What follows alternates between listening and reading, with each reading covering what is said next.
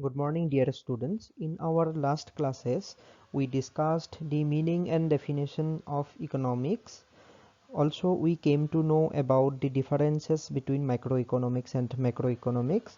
We also discussed different topics which are studied in microeconomics and macroeconomics. In other words, we were discussing about the scope of microeconomics and macroeconomics.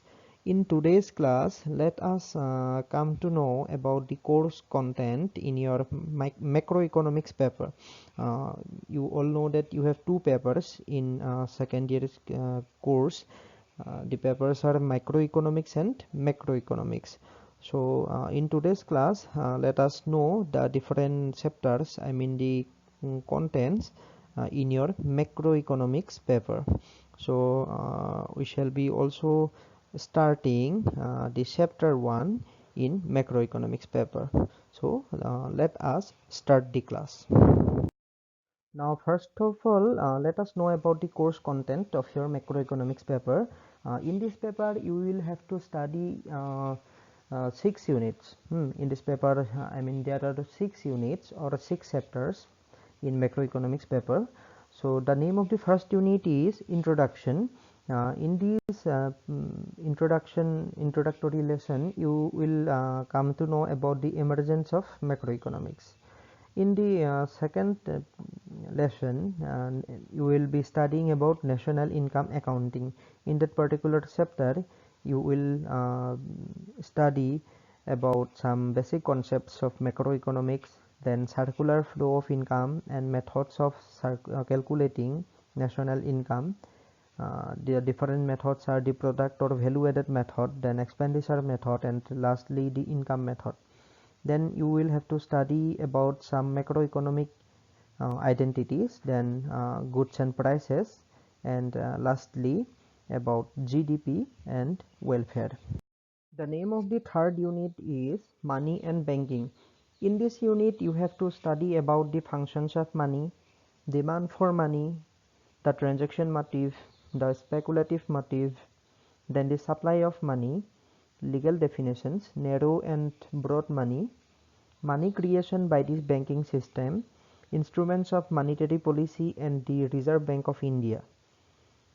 The name of the fourth unit is Income Determination. In that particular unit, you have to study about ex ante and ex post, then movement along a curve versus shift of a curve, then the short run fixed price analysis of the product market, a point on the aggregate demand curve, effects of an autonomous change on equilibrium demand in the product market, and lastly the multiplier mechanism. The name of the fifth unit is the government and its functions and scope. In that particular unit, you will be studying about components of the government budget, the revenue account, the capital account, measures of government deficit, then fiscal policy, changes in government expenditure, changes in taxes, and debt. The name of the sixth unit is Open Economy Macroeconomics. In that particular unit, you will study the balance of payments, surplus and deficit, then the foreign exchange market, determination of the exchange rate, flexible exchange rates, fixed exchange rates, managed floating, exchange rate management, the international experiences. Then the determination of income in an open economy, national income identity for an open economy, equilibrium output and the trade balance. And lastly, you will study about the trade deficits, savings and investment. So already we have got the course content of your macroeconomics paper. This paper consists of some very important as well as some very interesting topics of macroeconomics. So first of all, let us start the unit 1 of your macroeconomics paper. I mean the chapter 1 of your macroeconomics paper. গতিকে আমি ইতিমধ্যে মেক্ৰ'ইকনমিক্স পেপাৰখনত কি পঢ়িব লাগিব, কি কোৰ্চৰ content আছে, এই গোটেইবিলাকৰ বিষয়ে ভালদৰে জানিলোঁ। গতিকে ইয়াৰ পিছত আমি চেপ্টাৰ 1 মানে প্ৰথম অধ্যায়টো আৰম্ভ কৰাটো ভাল হ'ব। গতিকে আহা আমি প্ৰথম অধ্যায়টো আৰম্ভ কৰোঁ। So the first unit consists of some important as well as interesting topics like microeconomics versus macroeconomics, then economic agents, then emergence of macroeconomics and sectors of an economy. So প্ৰথমটো অধ্যায়ত আমাৰ কিছুমান গুৰুত্বপূৰ্ণ বিষয় আছে। প্ৰথমটো অধ্যায়ত কিছুমান গুৰুত্বপূৰ্ণ বিষয়ৰ বিষয়ে আমি আলোচনা কৰিম। সেইবিলাক হৈছে ব্যষ্টিবাদী অৰ্থবিজ্ঞান বনাম সমষ্টিবাদী অৰ্থবিজ্ঞান, অৰ্থনৈতিক অভিজ্ঞতাসমূহ, সমষ্টিবাদী অৰ্থবিজ্ঞানৰ উৎপত্তি আৰু অৰ্থনীতি এটাৰ খণ্ডসমূহ।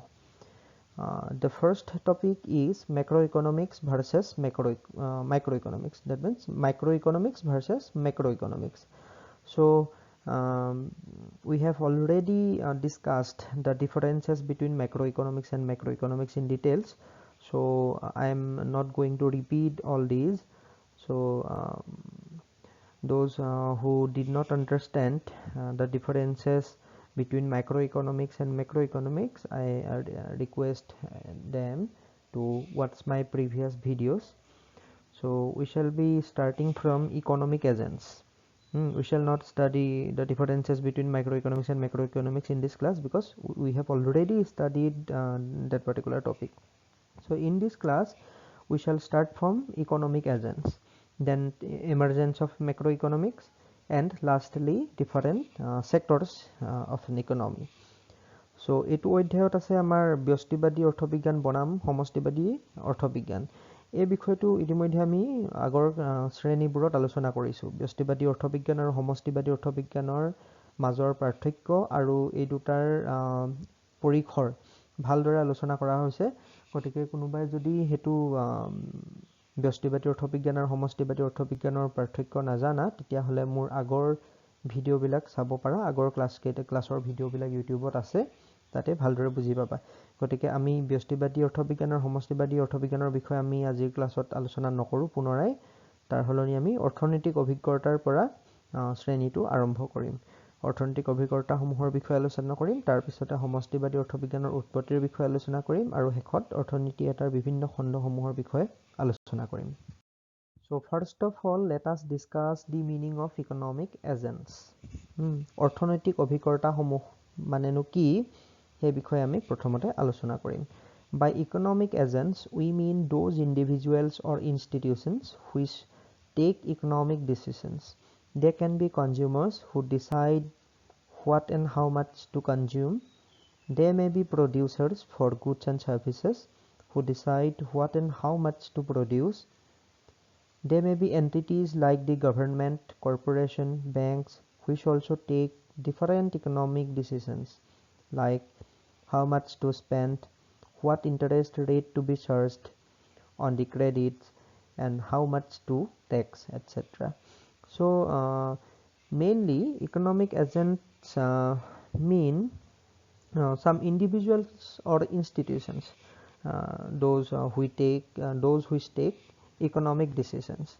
So there are different individuals or institutions that may take economic decisions like production, distribution, consumption, determination of taxes, determination of spending, determination of interest rate, exports, imports, etc. So those individuals or entities or institutions who take all these kind of decisions are known as economic agents. So in this particular definition, I have given the example of some economic agents. First of all, consumer. Consumer decides what and how much to consume. We know that we all are a consumer. We consume commodities, we consume goods and services. So we decide what commodities are to be consumed and how much to be consumed. So we are economic agents. Similarly, a particular producer who produces goods and services has to decide what and how much to produce. So that is why a producer is also an economic agent. Similarly, some entities like government, corporation, banks are also economic agents, because a government has to decide how much to tax, what should be the rate of income tax, how to collect taxes from different people, and how to utilize the government revenue, and all these decisions are taken by the government. All these economic decisions related to taxation, government expenditure, budgeting, borrowing, public borrowing, these are decided by the government, and that is why government is also an economic agent. Similarly, banks are economic agents. For example, Reserve Bank of India decides how much currency are to be circulated in India. The supply of money is decided by the Reserve Bank of India. Similarly, it also sets the rate of interest in the banking system of India. So Reserve Bank of India or the banking system are also economic agents. গতিকে অৰ্থনৈতিক অভিজ্ঞতা বুলিলে আমি সেই সকল ব্যক্তি বা অনুষ্ঠান প্ৰতিষ্ঠানক বুজি পাওঁ যিবোৰে ভোগ, উৎপাদন, ঋণ গ্ৰহণ আৰু প্ৰদান, কৰ নিৰ্ধাৰণ আৰু সংগ্ৰহ আদি অৰ্থনৈতিক সিদ্ধান্তসমূহ গ্ৰহণ কৰে। উপভোক্তা, উৎপাদন প্ৰতিষ্ঠান, চৰকাৰ, বেংক আদি আটাইবোৰ অৰ্থনৈতিক অভিজ্ঞতা। অৰ্থনৈতিক অভিজ্ঞতা মানে হৈছে আচলতে কিছুমান ব্যক্তিও হ'ব পাৰে, অনুষ্ঠান প্ৰতিষ্ঠানো হ'ব পাৰে, যিবিলাকে কি কৰিব, অৰ্থনৈতিক সিদ্ধান্তবিলাক গ্ৰহণ কৰিব। অৰ্থনৈতিক সিদ্ধান্ত বুলি ক'লে কেনেকুৱা সিদ্ধান্ত হ'ব পাৰে? ভোগ, উৎপাদন, ঋণ, কৰ আদিৰ লগত সম্পৰ্কিত কিছুমান সিদ্ধান্ত। উদাহৰণস্বৰূপে আমি যিসকল উপভোক্তা আছোঁ, উপভোক্তাসকলে কি কৰিবলগীয়া হয়, সিদ্ধান্ত কৰিবলগীয়া হয় আমি কোনবোৰ সামগ্ৰী ভোগ কৰিম। আমি যেতিয়া বজাৰলৈ যাওঁ, বজাৰৰ পৰা কোনকেইটা সামগ্ৰী ক্ৰয় কৰিম বা ভোগ কৰিবৰ কাৰণে আমি আনিম, সেই সিদ্ধান্তটো আমি ল'বলগীয়া হয়। কোনবোৰ সামগ্ৰী ক্ৰয় কৰিম আৰু কিমান পৰিমাণে ক্ৰয় কৰিম, সেইটো সিদ্ধান্ত আমি লওঁ। সেইটো এটা অৰ্থনৈতিক সিদ্ধান্ত। গতিকে আমি উপভোক্তাসকলো হ'ব অৰ্থনৈতিক অভিকৰ্তা বা ইকনমিক এজেণ্টছ। ঠিক তেনেধৰণে উৎপাদকসকল, যিসকলে উৎপাদন কাৰ্যত জড়িত হৈ থাকে, কোনবোৰ সামগ্ৰী উৎপাদন কৰিব বা কিমান পৰিমাণৰ সামগ্ৰী উৎপাদন কৰিব, কোনবোৰ সামগ্ৰী বজাৰত কোন সময়ত উলিয়াই দিব, তেনেধৰণৰ অৰ্থনৈতিক সিদ্ধান্তবিলাক আমাৰ উৎপাদকসকলে গ্ৰহণ কৰিবলগীয়া হয়। গতিকে তেনে সিদ্ধান্তবিলাক গ্ৰহণ কৰা বা তেনে সিদ্ধান্তবিলাক লোৱা কাৰণে আমি উৎপাদকসকলকো অৰ্থনৈতিক অভিকৰ্তা বা ইকনমিক এজেণ্টছ বুলি ক'ব পাৰোঁ। ঠিক তেনেদৰে চৰকাৰ বা বেংকসমূহ, সেইবোৰো হৈছে অৰ্থনৈতিক অভিকৰ্তাই, কাৰণ চৰকাৰে বিভিন্ন অৰ্থনৈতিক সিদ্ধান্ত সময়ে সময়ে ল'বলগীয়া হয়। আমি জানো যে চৰকাৰে কি কৰে, প্ৰতি বছৰে দেশখন চলিবৰ কাৰণে যিখন বাজেট লাগে, সেই বাজেটখন কি কৰে, প্ৰস্তুত কৰে। সেই বাজেটখনত এটা আহি থকা বিত্তীয় বৰ্ষত কিমান পৰিমাণৰ টেক্স বা কৰ সংগ্ৰহ কৰা হ'ব, টেক্সৰ ৰেটবিলাক কিমান লোৱা হ'ব, টেক্সৰ হাৰ বা কৰৰ হাৰ কিমান লোৱা হ'ব, কৰ কোন কোন শ্ৰেণীৰ মানুহৰ পৰা সংগ্ৰহ কৰা হ'ব, কোনবোৰ সামগ্ৰীত কৰ কিমান ধাৰণ কৰা হ'ব, বা এইবিলাক গোটেই সিদ্ধান্তবিলাক গ্ৰহণ কৰিবলগীয়া হয়। তাৰোপৰি কৰ কাটল সংগ্ৰহ কৰাৰ পিছত যি ধন চৰকাৰে আহৰণ কৰিব বা উপাৰ্জন কৰিব, সেই ধন কি কি কামত ব্যয় কৰা হ'ব, ক'ত কিমান টকা খৰচ কৰা হ'ব, বা বেলেগ দেশৰ পৰা ধাৰলৈ বা ঋণ ল'ব লাগিব নেকি, এই গোটেই সিদ্ধান্তবিলাক চৰকাৰে ল'বলগীয়া হয়। তাৰোপৰি চৰকাৰে অৰ্থনীতি বিষয়ক বিভিন্ন নীতি নিৰ্ধাৰণো কৰে। গতিকে চৰকাৰেও যিহেতু বহুতো গুৰুত্বপূৰ্ণ অৰ্থনৈতিক সিদ্ধান্ত লয়, গতিকে চৰকাৰো হ'ব এটা অৰ্থনৈতিক অভিকৰ্তা বা ইকনমিক এজেণ্টছ। ঠিক তেনেকৈ বেংকসমূহ বা আমাৰ ভাৰতীয় ৰিজাৰ্ভ বেংকৰ কথাই ক'ব পাৰোঁ।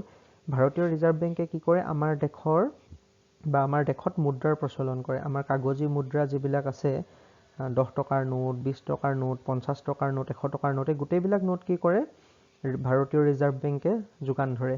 গতিকে ভাৰতীয় ৰিজাৰ্ভ বেংকে কোনো সময়ছোৱাত কিমান পৰিমাণৰ তেনেকুৱা নোটৰ যোগান ধৰিব, তাৰ সিদ্ধান্তটো ল'বলগীয়া হয়। তদুপৰি বেংকবিলাকৰ সুদৰ হাৰ কিমান হ'ব, সঞ্চয়ৰ কাৰণে সুদৰ হাৰ কিমান হ'ব, ঋণৰ কাৰণে কিমান হ'ব সুদৰ হাৰ, এই কথা কিছুমানো ভাৰতীয় ৰিজাৰ্ভ বেংকে কি কৰে, নিৰ্ধাৰণ কৰি দিয়ে। গতিকে সেইটো ফালৰ পৰা চাবলৈ গ'লে বেংকিং ছিষ্টেমটো, মানে বেংকৰ যিটো পদ্ধতি, সেই বেংক পদ্ধতিটো আমি কি বুলি ক'ব পাৰোঁ, বা বেংক ব্যৱস্থাটোকো আমি কি ক'ব পাৰোঁ অৰ্থনৈতিক অভিকৰ্তা বুলি ক'ব পাৰোঁ যিহেতু বেংকবিলাকেও যথেষ্ট পৰিমাণে অৰ্থনৈতিক সিদ্ধান্ত ল'বলগীয়া হয় এইকেইটা কিছুমান উদাহৰণহে আচলতে আমাৰ অৰ্থনৈতিক অভিকৰ্তা বহুত আছে গতিকে আমি এইটো উদাহৰণত আমি কি ল'লোঁ উপভোক্তা চৰকাৰ উৎপাদক আৰু বেংক এইকেইটাক আমি কি বুলি কৈছোঁ অৰ্থনৈতিক অভিকৰ্তা বুলি উদাহৰণ হিচাপে লৈছোঁ আৰু অৰ্থনৈতিক অভিকৰ্তা বুলি ক'লে আচলতে ব্যক্তি অনুষ্ঠান প্ৰতিষ্ঠান যিসকলে অৰ্থনৈতিক সিদ্ধান্ত লয় সকলোকে আমি অৰ্থনৈতিক অভিকৰ্তা বুলি ক'ব পাৰোঁ Now let us discuss the emergence of macroeconomics. সমষ্টিবাদী অৰ্থবিজ্ঞানৰ কিদৰে উৎপত্তি হ'ল সেই বিষয়ে আমি আলোচনা কৰোঁ আহা Macroeconomics as a separate branch of economics emerged after the British economist John Maynard Keynes published his celebrated book The General Theory of Employment, Interest and Money in 1936. The dominant thinking in economics before Keynes was that all the laborers who are ready to work will find employment and all the factories will be working at their full capacity. This school of thought is known as the classical tradition. So macroeconomics became a separate branch of economics because of an economist and his name is John Maynard Keynes. He was a very famous economist and he wrote a very famous book named as The General Theory of Employment, Interest and Money in 1936. We may say that macroeconomics became a separate branch of study only because of J.M. Keynes. So in that particular book he discussed about the different topics of macroeconomics. Actually he was the person who popularized the macroeconomic concept. That means that different topics of macroeconomics such as fiscal policy, monetary policy, then inflation, trade cycle, unemployment, all these topics were studied by J.M. Keynes and he in fact popularized the subject of macroeconomics. So that is why he is known to have started a new branch in the economics called macroeconomics. So he is a very famous person in the history of economics. So before Keynes there were some classical thinkings among the different economists. These thinkings or school of thought is known as the classical tradition. So আমাৰ British অৰ্থনীতিবিদ John Maynard কেইনছৰ বিখ্যাত গ্ৰন্থ the general theory of employment interest and money সেই গ্ৰন্থখনত 1936 চনত প্ৰকাশিত এখন গ্ৰন্থত সমষ্টিবাদী অৰ্থবিজ্ঞানে জন্ম পাইছিল বুলি আমি ক'ব পাৰোঁ তাৰ আগতে অৰ্থবিজ্ঞানত কিছুমান পৌৰাণিক ধ্যান ধাৰণাৰ প্ৰভুত্ব আছিল আচলতে আমি ইতিমধ্যে যে আলোচনা কৰিছোৱেই যে অৰ্থবিজ্ঞানত আমাৰ দুটা শাখা আছে ব্যষ্টিবাদী অৰ্থবিজ্ঞান আৰু সমষ্টিবাদী অৰ্থবিজ্ঞান কিন্তু সমষ্টিবাদী অৰ্থবিজ্ঞানটো ভালদৰে আমাৰ কেইনছৰ পৰাহে জন্ম হ'ল বুলি আমি ক'ব পাৰোঁ কাৰণ কেইনছৰ আগতে কেইনছৰ কথা কওঁতে মই কৈছোঁ যে জন মেইনাৰ্ড কেইনছ এজন ব্ৰিটিছ অৰ্থনীতিবিদ তেওঁ the general theory of employment interest and money নামৰ এখন গ্ৰন্থ প্ৰকাশ কৰি উলিয়াইছিলে 1936 চনত সেই গ্ৰন্থখন প্ৰকাশৰ আগেয়ে আমাৰ সমষ্টিবাদী অৰ্থনীতিৰ বৰ বিশেষ অস্তিত্ব নাছিলে এই বিশেষ গ্ৰন্থখনত কেইনছে সমষ্টিবাদী অৰ্থনীতিৰ কিছুমান গুৰুত্বপূৰ্ণ বিষয় বা বিষয়বস্তু সম্পৰ্কে আলোচনা কৰিলে যেনে আমাৰ বাণিজ্য চক্ৰ ৰাজনীতি মুদ্ৰানীতি নিবনুৱা সমস্যা মুদ্ৰাস্ফীতি আদি বিভিন্ন গুৰুত্বপূৰ্ণ সমস্যা সম্পৰ্কে আলোচনা কৰিলে গতিকে এই বিশেষ গ্ৰন্থখনত আৰু বিশেষ অৰ্থনীতিবিদজনে আমাৰ মেক্ৰ ইকনমিক্স বা সমষ্টিবাদী অৰ্থবিজ্ঞানটোক জনপ্ৰিয় শাখালৈ ৰূপান্তৰিত কৰিলে গতিকে তেওঁক আমি সমষ্টিবাদী অৰ্থবিজ্ঞানৰ জনক বুলি ক'ব পাৰোঁ So let us know the classical economic ideas, some classical economic ideas. ধ্ৰুপদী অৰ্থবিজ্ঞানৰ কিছুমান ধাৰণা সম্পৰ্কে আমি আলোচনা কৰোঁ আহা So classical economic ideas means some ideas of classical economist.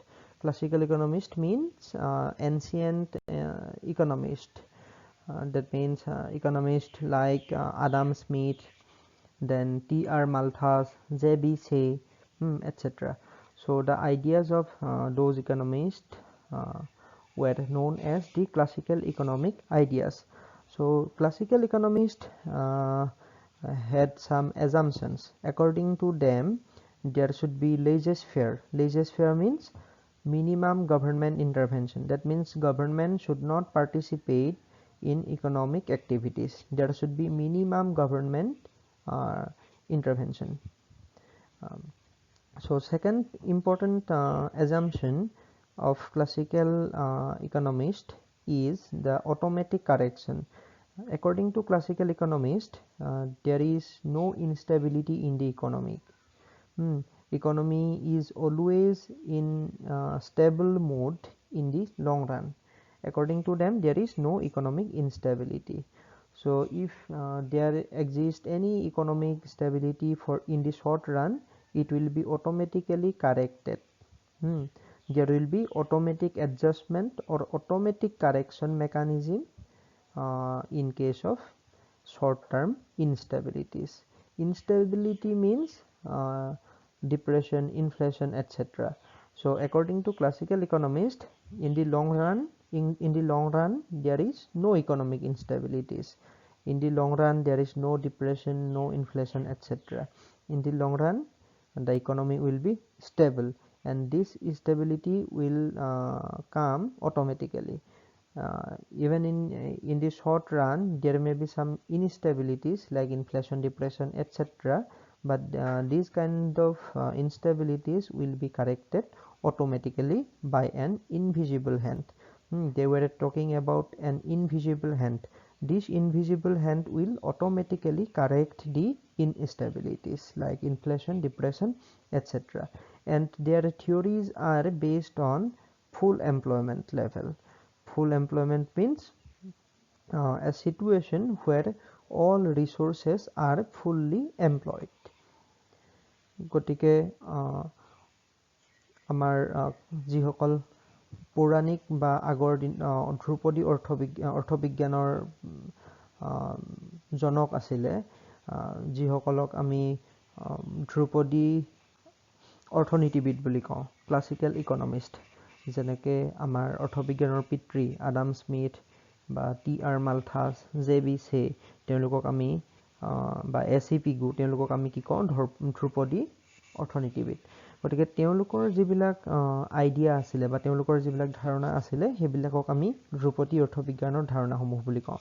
তেওঁলোকৰ প্ৰথম ধাৰণাটো আছিলে laissez-faire, তাৰমানে চৰকাৰী হস্তক্ষেপহীনতা। তাৰমানে there should be minimum government intervention. Government should not interfere in economic activities. That means government should not participate in economic activities. চৰকাৰে অৰ্থনৈতিক কাৰ্যকলাপত অংশগ্ৰহণ কৰিব নালাগে, তেনেকৈ তেওঁলোকে কৈছিলে। চৰকাৰে তাৰমানে কি কৰিব লাগিব, মানে মুক্ত হস্তে কি কৰিব লাগিব, বাকী অৰ্থনৈতিক অভিকৰ্তাসমূহক কাম কৰিবলৈ দিব লাগিব। চৰকাৰে কোনো হস্তক্ষেপ কৰিব নালাগিব। চৰকাৰে কৰ কাটলো তাৰমানে বৰ বেছি সংগ্ৰহ কৰিব নালাগিব। চৰকাৰে নিজেও একো অৰ্থনৈতিক কাৰ্যকলাপত ভাগ ল'ব নালাগিব। তাৰমানে চৰকাৰে নিজৰ অৰ্থনৈতিক ব্যয় কৰিব নালাগিব। চৰকাৰে বাজেট প্ৰস্তুত কৰাৰো কোনো আৱশ্যকতা নাই। চৰকাৰে আমাৰ সমাজৰ স্বাৰ্থত বিদেশৰ পৰা ধাৰলৈ বা ঋণ ল'বলৈও কোনো প্ৰয়োজন নাই। মুঠৰ ওপৰত চৰকাৰে কোনো ধৰণৰ কাম কৰিব নালাগে বুলি আমাৰ ক্লাছিকেল ইকনমিষ্টসকলে কৈছিলে বা ক'ব বিচাৰিছিলে। তাৰপিছতে আছে স্বয়ংক্ৰিয় শুদ্ধিকৰণ, তাৰমানে অট'মেটিক কাৰেকশ্যন। তেওঁলোকে কৈছিলে যে অৰ্থনীতিটোত কি হ'ব, সুস্থিৰতা যিকোনো সময়তে থাকিবই। মানে দীৰ্ঘকালত অৰ্থনীতিটো সদায় সুস্থিৰ হৈ থাকিব, তাত কোনো অস্থিৰতাৰ সৃষ্টি নহয়। অস্থিৰতা বুলি ক'বলৈ গ'লে আমাৰ মুদ্ৰাস্ফীতি বা মন্দাৱস্থা, তেনেকুৱা ধৰণৰ পৰিস্থিতিবিলাকৰ কথা আমি বুজি পাওঁ। গতিকে তেওঁলোকে কৈছিলে যে অৰ্থনীতিত দীৰ্ঘকালত কোনো অস্থিৰতা নাহে। তাৰমানে দীৰ্ঘকালত আমাৰ মুদ্ৰাস্ফীতি, মন্দাৱস্থা আদিৰ দৰে পৰিস্থিতিৰ কেতিয়াও উদ্ভৱ নহয়। হ্ৰস্বকালত হ'ব পাৰে, ছুটিকৈ হ'ব পাৰে, কেইদিনমানৰ কাৰণে বা কিছু সময়ৰ কাৰণে হ'ব পাৰে, কিন্তু কেইদিনমানৰ কাৰণে বা কিছু সময়ৰ কাৰণে যিবিলাক আমাৰ অস্থিৰতাৰ সৃষ্টি হয়, হেবুৰ বৰ বেছি দিন নাথাকে হেবুৰ কি হ'ব নিজেই ঠিক হৈ যাব কোনে নিজে ঠিক কৰিব এখন অদৃশ্য হাতে কি কৰিব গোটেইবিলাক ঠিক কৰিব সেই কথাটো তেওঁলোকে কৈছিল অদৃশ্য হাত বুলি কওঁতে আসলে তেওঁলোকে আমাৰ বজাৰ ব্যৱস্থাটো মাৰ্কেট মেকানিজমৰ কথা কৈছিলে তেওঁলোকে কৈছিলে যে বজাৰ ব্যৱস্থাই বা মাৰ্কেট মেকানিজমে কি কৰিব যিকোনো ধৰণৰ অস্থিৰতাক ঠিক কৰি পেলাব অটোমেটিক্যালি কাৰেক্ট কৰি পেলাব আৰু দীৰ্ঘকালত কি হ'ব অৰ্থনীতিটো আকৌ ঠিক ঠাক হৈ যাব দীৰ্ঘকালত অৰ্থনীতিটো আকৌ সুস্থিৰতালৈ ঘূৰি আহিব আৰু তাত চৰকাৰৰ কোনো কৰণীয় নাই সকলো কাম নিজে হৈ যাব সেইটো কথা কৈছিলে তদুপৰি তেওঁলোকে সম্পূৰ্ণ নিয়োগ ফুল এমপ্লয়মেন্টৰ কথা কৈছিলে full employment means a situation where all resources are fully employed অৰ্থনীতি এটাত থকা সকলো সম্পদ কি হ'ব সম্পূৰ্ণভাৱে নিয়োজিত হৈ থাকিব তেতিয়াহে তেনে পৰিস্থিতিক আমি কি ক'ম সম্পূৰ্ণ নিয়োগ বুলি ক'ম গতিকে এইটো আমাৰ ধ্ৰুপদী অৰ্থবিজ্ঞানৰ যিসকল জনক বা ধ্ৰুপদী অৰ্থনীতিবিদসকলৰ এটা ধাৰণা সম্পূৰ্ণ নিয়োগটো ঠিক তেনেকৈ দীৰ্ঘকালীন অৱস্থা বা ক্লাছিকেল ইকনমিষ্টবিলাকৰ এটা গুৰুত্বপূৰ্ণ আইডিয়া হ'ল তেওঁলোকৰ যিকোনো থিয়ৰী বা ধাৰণাবিলাক দীৰ্ঘকালত প্ৰযোজ্য মই ইতিমধ্যে কৈছোঁ এই যে দীৰ্ঘকালত কি হ'ব অৰ্থনীতিলৈ সুস্থিৰতা ঘূৰি আহিব হ্ৰস্বকালত বা কম সময়ত কিছুমান খেলিমেলি থাকিব পাৰে কিন্তু তেনে খেলিমেলিবিলাক কি হ'ব নিজেই স্বয়ংক্ৰিয়ভাৱে শুদ্ধ হৈ যাব এখন অদৃশ্য হাতৰ যোগেদি আৰু দীৰ্ঘকালত কি হ'ব অৰ্থনীতিটো আকৌ সুস্থিৰতালৈ ঘূৰি আহিব সকলো ঠিক ঠাক হ'ব their theories were based on long run they have told that any instability in the short run is temporary in nature in the long run all instabilities like inflation depression etc will be corrected automatically by an invisible hand so in the long run there will be stability in the economy there is absence of instabilities in the long run that means in the long run everything is fine everything is okay so these are the basic assumptions of our classical economist so we have already discussed the assumptions made by classical economists according to them there is no instability in the long run everything is fine because the invisible hand will automatically correct the instabilities. Their thinkings were dominant until 1929-1930. Then the world economy witnessed the Great Depression. Now let us know what is the Great Depression of 1929 or 1930.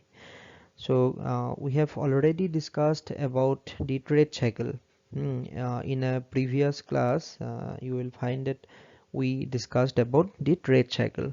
So trade cycle means the cyclical fluctuations in aggregate economic activities. Sometimes the aggregate economic activities follow a upward trend and sometimes the activities follow a downward trend. So during the downward trend all economic activities are at the lower level. Consumption, investment, production, exports, imports, savings, all these are at lower level. So this kind of situation is known as depression. So such kind of depression took place in 1929 or 1930.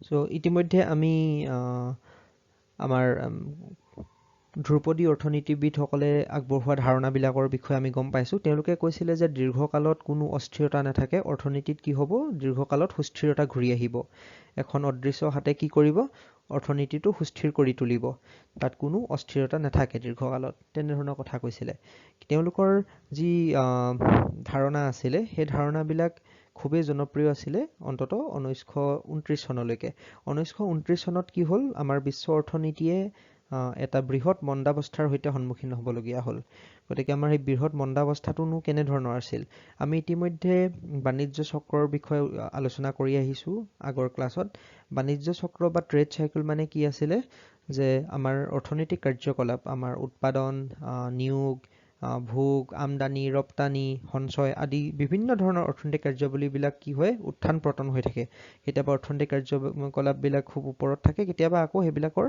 পৰিমাণ কমি যায় গতিকে সেই যিটো উত্থান পতন চক্ৰীয় উত্থান পতন হেতুক আমি কি বুলি কওঁ ট্ৰেড চাইকেল বা বাণিজ্য চক্ৰ বুলি কওঁ গতিকে বাণিজ্য চক্ৰত কেতিয়াবা কি হয় অৰ্থনৈতিক কাৰ্যকলাপবিলাক খুব তললৈ গুচি যায় আমাৰ উৎপাদন নিয়োগ ভোগ আমদানি ৰপ্তানি সঞ্চয় এই গোটেইবিলাক একেবাৰে তললৈ গুচি যায়, মানে একেবাৰে নোহোৱা হৈ যায় বা কম পৰিমাণে হয়। তেনে অৱস্থাটোক, তেনে বেয়া অৰ্থনৈতিক অৱস্থাটোক আমি কি বুলি কওঁ? মন্দাৱস্থা বা ডিপ্ৰেশ্যন বুলি কওঁ। গতিকে 1929 চনতো বিশ্ব অৰ্থনীতিয়ে তেনেকুৱা এটা বৃহৎ মন্দাৱস্থাৰ সন্মুখীন হ'বলগীয়া হৈছিলে। সেই সময়তে কি হ'ল, আমাৰ পুৰণি অৰ্থনীতিবিলাক যিবিলাক, তেওঁলোকৰ ধাৰণাবিলাকে আমাক কোনো সুফল দিব নোৱাৰিলে। তেওঁলোকৰ ধাৰণাবিলাকে আমাক মানে এই যে যিটো ক'লো বৃহৎ মন্দাৱস্থা আহিলে, এই মন্দাৱস্থাটো কিদৰে মন্দাৱস্থাটোৰ পৰা হাত সাৰিব পৰা যাব সেই সম্পৰ্কে তেওঁলোকৰ তত্ত্ববিলাকে তাৰ কোনো সমাধান দিব নোৱাৰিলে। গতিকে তেওঁলোকৰ তত্ত্ববিলাকৰ জনপ্ৰিয়তা কমি আহিবলৈ ধৰিলে সেইটো সময়ত। চ' in Great Depression of 1929, the output and employment levels in the countries of Europe and North America fall by huge amounts.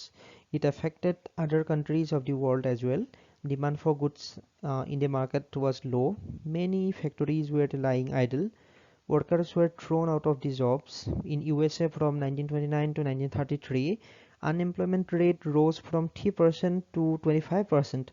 Over the same period, aggregate output in USA fell by about 33%.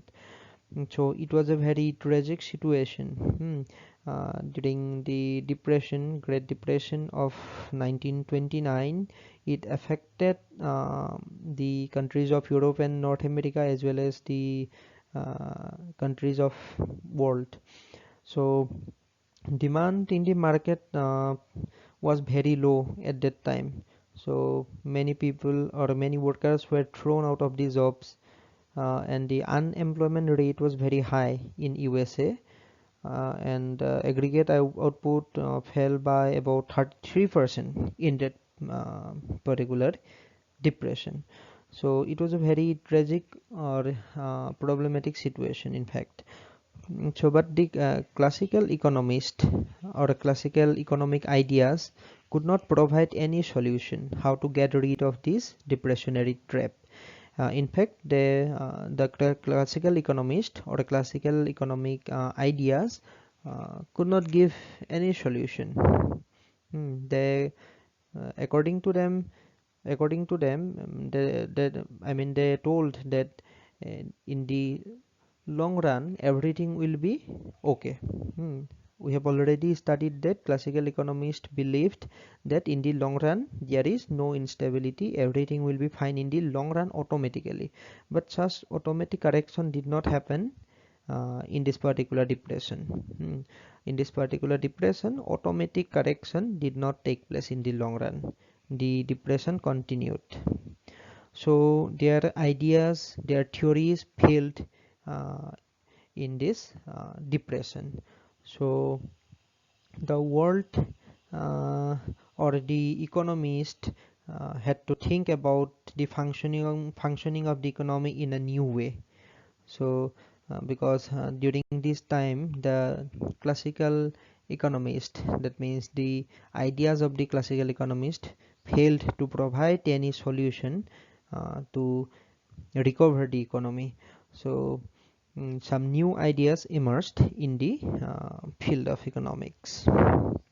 গতিকে আমাৰ যিটো বৃহৎ মন্দাৱস্থা হ'ল 1929 চনত, সেইটো সময়ত কি হ'ল, আমেৰিকা আৰু ইউৰোপকে আৰম্ভ কৰি পৃথিৱীৰ প্ৰায়ভাগ ঠাইতে বা পৃথিৱীৰ বিভিন্ন দেশতে কি হ'ল, আমাৰ বস্তু বা দ্ৰব্য সামগ্ৰীৰ চাহিদা একেবাৰে কমি গ'ল।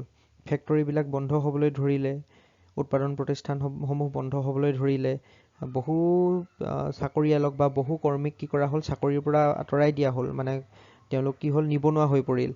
বাট আমেৰিকাতে কি হ'ল, 1929 চনৰ পৰা 1933 চনৰ এই সময়ছোৱাত কি হ'ল, আমাৰ নিবনুৱাৰ যিটো হাৰ, নিবনুৱাৰ সংখ্যাটো 3% পৰা 25%লৈ বৃদ্ধি পালে। আৰু সেইখিনি সময়ত কি হ'ল, আমাৰ আমেৰিকাতে কি হ'ল, সামগ্ৰিক উৎপাদন বা সামগ্ৰিক যি আউটপুট, এগ্ৰিগেট আউটপুট, সেইটো কি হ'ল, 33%, 33% কমি গ'ল। গতিকে খুব এটা বেয়া অৰ্থনৈতিক অৱস্থাৰ সৈতে সন্মুখীন হ'বলগীয়া হ'ল। গোটেই বিশ্বই কি হ'ল, এটা বেয়া অৰ্থনৈতিক সমস্যাৰ সন্মুখীন হ'বলগীয়া হ'ল। গতিকে এটা অৰ্থনৈতিক দুৰ্যোগৰ সন্মুখীন হ'বলগীয়া হ'ল। এই অৰ্থনৈতিক দুৰ্যোগটোৰ পৰা কেনেদৰে মানে হাত সাৰিব পৰা যাব, অৰ্থনৈতিক দুৰ্যোগটোৰ ঠাইত আকৌ কিদৰে সুস্থিৰতা ঘূৰাই আনিব পৰা যাব, সেই সম্পৰ্কে অৰ্থনীতিবিদসকলে চিন্তা কৰিবলৈ ধৰিলে। আমাৰ যিসকল ধ্ৰুপদী অৰ্থনীতিবিদ আছিলে, ক্লাছিকেল ইকনমিষ্ট, তেওঁলোকৰ আইডিয়াটো কি আছিলে যে দীৰ্ঘকালত কি হ'ব, সকলো নিজে নিজে ঠিক হৈ যাব, অট'মেটিকেলি চব ঠিক হৈ যাব। কিন্তু ইয়াত কি হ'ল, অট'মেটিকেলি ঠিক নহ'ল। ডিপ্ৰেশ্যনটো ডিপ্ৰেশ্যনটো কণ্টিনিউ হৈ থাকিলে, বৃহৎ মন্দাৱস্থাটো চলিয়ে থাকিলে, নিজে নিজে সকলো ঠিক ঠাক হৈ নগ'ল। গতিকে আমাৰ যিসকল ধ্ৰুপদী অৰ্থনীতিবিদসকলৰ চিন্তা আছিলে বা মতামত আছিলে, সেইবিলাকে আমাৰ কামত নিদিলে। গতিকে অৰ্থনীতিবিদসকলে কি কৰিবলগীয়া হ'ল, নতুনকৈ চিন্তা চৰ্চা কৰিবলৈ ধৰিলে। তাৰমানে যিহেতু ধ্ৰুপদী অৰ্থনীতিবিদসকলে কোৱাৰ দৰে দীৰ্ঘকালত গোটেইবিলাক পৰিস্থিতি নিজে সুস্থিৰতালৈ নাহিলে, সেইটো কাৰণে কি কৰিবলগীয়া হ'ল, এই ঘটনাবিলাকে অৰ্থনীতিবিদসকলক অৰ্থবিজ্ঞান সম্পৰ্কে নতুনকৈ চিন্তা কৰিবলৈ বাধ্য কৰিলে। গতিকে নতুন নতুন চিন্তা হ'বলৈ ধৰিলে। এতিয়া আমি আলোচনা কৰোঁ কেনেকুৱা ধৰণৰ নতুন নতুন চিন্তাবিলাক আহিবলৈ ধৰিলে। So we have come to know that classical economists failed to provide any solution how to get rid of the depressionary trap in 1929. They could not provide any solution. So they failed to provide the solution for bringing stability in the economy. During that time, an economist named John Maynard Keynes, a British economist, John Maynard Keynes, he came and wrote a book, and the name of the book is The General Theory of Employment, Interest and Money, published in 1936. So in that particular book, John Maynard Keynes opined that the government must participate in economic activities in order to bring stability. So he told that the government must work actively to bring stability. That means to recover the economy from depression. So we already discussed that classical economists told that there should not be any government intervention. Government should not actively participate in economic activities. It was told by the classical economists like Adam Smith, JBC, AHSEC, Gautier, Malthus, etc. But J.M. Keynes told that government must participate in economic activities in order to bring stability in the economy. He told that government should increase its expenditure to get rid of depression. He told that during the time of depression, the production, consumption, demand, everything is at the lower level. But when the government starts increasing expenditure, it increases the employment. When the government increases expenditure, it creates employment opportunities. Employment opportunities increases the demand in the market. Because employment opportunity, when a person gets employment opportunity, his income will rise. So increase in income will help him to purchase more commodities. That is why he will go to the market and purchase more commodities. That is why demand in the market will increase, and increase in demand will encourage the producers to produce more. They will produce more by making more investment in the process of production. Gradually private investment will increase, then there will be employment opportunities in private sector also. So gradually there will be more production, more employment generation, more output, and no depression. So that is why government should increase expenditure to get rid of depression. It was opined by John Maynard Keynes. So he told that there is no automatic correction, no invisible hand. John Maynard Keynes opined that there is no automatic correction, there is no invisible hand. So government must actively work to bring stability in the economy, because there is no automatically correcting mechanism. So these are the thinkings of John Maynard Keynes. So the countries of the world followed the suggestions made by John Maynard Keynes, and the countries that followed the Keynesian suggestions gradually recovered from depression. So gradually stability came in the world economy because of the implementation of the policies as suggested by John Maynard Keynes.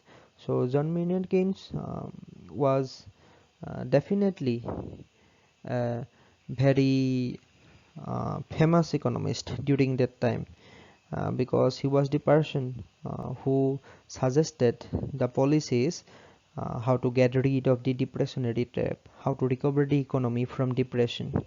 So he is very popular in the history of economics. গতিকে জন Maynard কেইনছৰ বিষয়ে আমি আলোচনা কৰিব লাগিব। আমি ইতিমধ্যে কৈছোৱে যে আমাৰ যেতিয়া 1929-30 চনত আমাৰ গোটেই বিশ্বতে কি হ'ল, এটা মন্দাৱস্থাৰ সৃষ্টি হ'ল। সেইটো সময়ত ধ্ৰুপদী অৰ্থনীতিবিদসকলৰ যি অৰ্থনৈতিক আমাৰ চিন্তা আছিলে, ক্লাছিকেল ইকনমিষ্ট আইডিয়াছ, তো সেইবিলাকে কাম নকৰিলে। গতিকে ধ্ৰুপদী অৰ্থনীতিবিদসকলে এই যিটো মন্দাৱস্থাৰ পৰা পৃথিৱীখন কেনেকৈ মুক্ত হ'ব তাৰ কোনো আমাৰ সমাধান আগবঢ়াব নোৱাৰিলে। সেই সময়ত তেওঁলোকৰ যি চিন্তা চৰ্চা আছিলে সেইবিলাকৰ জনপ্ৰিয়তা একেবাৰে কমি গ'ল। সেইটো সময়তে ব্ৰিটিছ অৰ্থনীতিবিদ জন মেইনাৰ্ড কেইনছে এখন কিতাপ লিখিলে, the general theory of employment, interest and money, যিখন 1936 চনত প্ৰকাশিত হ'ল। আৰু সেই গ্ৰন্থখনত কেইনছে মন্তব্য কৰিলে যে অৰ্থনৈতিক কাৰ্যাৱলীত চৰকাৰী হস্তক্ষেপৰ অতি আৱশ্যক। মন্দাৱস্থাৰ পৰা মুক্ত হ'বলৈ হ'লে চৰকাৰে ব্যয় কৰিব লাগিব, কোনো স্বয়ংক্ৰিয় শুদ্ধতা বা অদৃশ্য হাত নাই। তেওঁ ক'লে যে ক্লাছিকেল অৰ্থনীতিবিদসকলে ভবাৰ দৰে অৰ্থনীতিটো দীৰ্ঘকালত নিজে নিজে সকলো ঠিক হৈ নাযায়। নিজে নিজে ঠিক কেতিয়াও নহয়, চৰকাৰে কাম কৰিবই লাগিব। চৰকাৰে অৰ্থনৈতিক কাৰ্যাৱলীত অংশগ্ৰহণ কৰিব লাগিব। চৰকাৰে কি কৰিব লাগিব? ব্যয় বৃদ্ধি কৰিব লাগিব। চৰকাৰে যেতিয়া নিজৰ ব্যয় বৃদ্ধি কৰে, চৰকাৰে যেতিয়া খৰচ কৰে, তেতিয়া কি হয়? দেশখনত নিয়োগৰ সৃষ্টি হয়। নিয়োগৰ সৃষ্টি হ'লে মানুহৰ কি হ'ব? মানুহৰ হাতলৈ টকা আহিব, ধন আহিব। মানুহৰ কি হ'ব? আয় বৃদ্ধি পাব। আয় বৃদ্ধি পালে বজাৰত চাহিদাৰ বৃদ্ধি পাব। চাহিদাৰ যেতিয়া বৃদ্ধি ঘটিব, তেতিয়া কি হ'ব? উৎপাদকসকলে অধিক উৎসাহেৰে সামগ্ৰী উৎপাদন কৰিব, বজাৰত যোগান ধৰিব। গতিকে উৎপাদন বৃদ্ধি পাব। ব্যক্তিগত খণ্ডত কি হ'ব? নিযুক্তি বৃদ্ধি পাব, উৎপাদন বৃদ্ধি পাব বা বিনিয়োগ বৃদ্ধি পাব। আৰু গোটেইবিলাক যেতিয়া বৃদ্ধি পাব, অৰ্থনীতিটো কি হ'ব? আমাৰ মন্দাৱস্থাৰ পৰা মুক্ত হ'ব। গতিকে এই গোটেই যিটো পৰামৰ্শ, এই গোটেইখিনি পৰামৰ্শ জন মেইনাৰ্ড কেইনছে আগবঢ়ালে। আৰু পৃথিৱীৰ সকলো দেশে কি কৰিলে? কেইনছে আগবঢ়োৱা পৰামৰ্শ গ্ৰহণ কৰিলে। দেশবিলাকে কি কৰিলে? অৰ্থনৈতিক কাৰ্যকলাপত অংশগ্ৰহণ কৰিলে চৰকাৰে। গতিকে চৰকাৰে যিমান পাৰে কি কৰিলে? ব্যয় কৰিবলৈ ধৰিলে, নিয়োগৰ সৃষ্টি কৰিবলৈ ধৰিলে, বিভিন্ন ধৰণৰ অৰ্থনৈতিক কাৰ্যকলাপত সক্ৰিয়ভাৱে অংশগ্ৰহণ কৰিবলৈ ধৰিলে। তাৰ ফলত কি হ'ল? গোটেই পৃথিৱীতে মন্দাৱস্থাৰ অৱসান ঘটিলে আৰু পৃথিৱীলৈ সুস্থিৰতা ঘূৰি আহিলে। গতিকে জন মেইনাৰ্ড কেইনছক কি হয়? খুবেই গুৰুত্বপূৰ্ণ অৰ্থনীতিবিদ হিচাপে আমি সকলোৱে জানো। কাৰণ তেওঁ যিহেতু আমাৰ ধ্ৰুপদী অৰ্থনীতিবিদসকলে এইটো মন্দাৱস্থাৰ পৰা কিদৰে মুক্ত হ'ব লাগিব সেই সম্পৰ্কে কোনো পৰামৰ্শ বা কোনো সমাধান দিব পৰা নাছিলে। কিন্তু জন মেইনাৰ্ড কেইনছে কিছুমান পৰামৰ্শ আগবঢ়ালে আৰু সেই পৰামৰ্শবিলাকে সঁচাকৈয়ে কি কৰিলে? বিশ্ব অৰ্থনীতিলৈ সুস্থিৰতা ঘূৰাই আনিলে।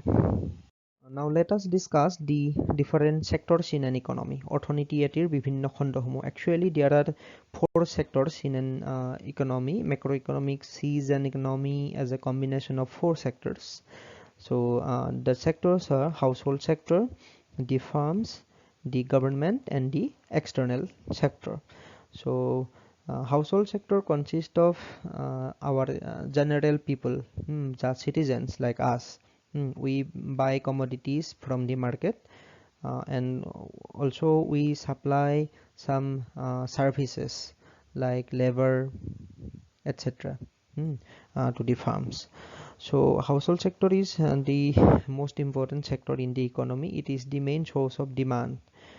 Household sector buys goods and services from the market produced by farms. Also we supply laborers to the farms. The second important sector is farms. Farms are the producing organizations. Some organizations, some business entities that produce goods and services. Then government is the controller or administrator in an economy. So government imposes taxes. Government also has some its own institutions for producing commodities. Then government formulates some policies, trade related policies, or it regulates the trade policies of the firms. Then external sector consists of the foreign trades, that means exports and imports, also some foreign transactions in the form of investment, foreign direct investment, foreign portfolio investment, etc. So these four sectors, household sector, firms, government, external sector constitute the macroeconomic system in a particular nation. So অৰ্থনীতি এটাত কি হয় চাৰিটা খণ্ড থাকে ঘৰুৱা খণ্ড প্ৰতিষ্ঠানসমূহ চৰকাৰ আৰু বৈদেশিক খণ্ড ঘৰুৱা খণ্ডই কি কৰে ঘৰুৱা খণ্ড মানে হৈছে নাগৰিকসকলে সৃষ্টি কৰা যিটো খণ্ড যিটোৱে কি কৰে বজাৰৰ পৰা আমি দ্ৰব্য সামগ্ৰীবিলাক ক্ৰয় কৰে আমি কি কৰোঁ বজাৰলৈ গৈ সামগ্ৰীবিলাক ক্ৰয় কৰোঁ আমি হৈছো বজাৰৰ যিটো চাহিদাৰ মূল উৎস গতিকে আমি সামগ্ৰীসমূহ ক্ৰয় কৰোঁ আমাৰ ঘৰুৱা প্ৰয়োজনীয়তাত বা নিজৰ কাৰণে আৰু তদুপৰি আমি কি কৰোঁ আমাৰ উৎপাদন প্ৰতিষ্ঠানসমূহলৈ আমি কি কৰোঁ শ্ৰমৰ যোগান ধৰোঁ দ্বিতীয় যিটো খণ্ড হৈছে সেইটো হৈছে প্ৰতিষ্ঠানসমূহ উৎপাদন প্ৰতিষ্ঠান তেওঁলোকে কি কৰে শ্ৰম মূলধন বা কেঁচা মাল এইবিলাকৰ কামত খটুৱাই কি কৰে সামগ্ৰীবিলাকৰ উৎপাদন কৰে তাৰ পিছত হৈছে চৰকাৰ হৈছে কি হয় চৰকাৰ হৈছে প্ৰশাসক চৰকাৰে কি কৰে নীতি নিৰ্ধাৰণ কৰে চৰকাৰে কৰ কাটল সংগ্ৰহ কৰে চৰকাৰে উৎপাদন প্ৰতিষ্ঠান বা বাণিজ্য সম্পৰ্কীয় বিভিন্ন ধৰণৰ নীতিসমূহ গঠন কৰি দিয়ে তাৰ পিছতে আমাৰ বৈদেশিক খণ্ড কি হয় বিশেষকৈ আমাৰ বৈদেশিক বাণিজ্য আৰু বৈদেশিক বিনিয়োগৰ লগত জড়িত আমি আমদানি ৰপ্তানি বৈদেশিক বিনিয়োগ আদিৰ লগত আমাৰ যেটো বৈদেশিক খণ্ড এটো জড়িত গতিকে ঘৰুৱা খণ্ড প্ৰতিষ্ঠানসমূহ চৰকাৰ বৈদেশিক খণ্ড এই চাৰিটা হৈছে অৰ্থনীতি এটিৰ গুৰুত্বপূৰ্ণ খণ্ড যি সমষ্টিবাদী অৰ্থনীতিৰ মানে অবিচ্ছেদ্য অংগ হিচাপে আমি মনত ৰাখিব পাৰো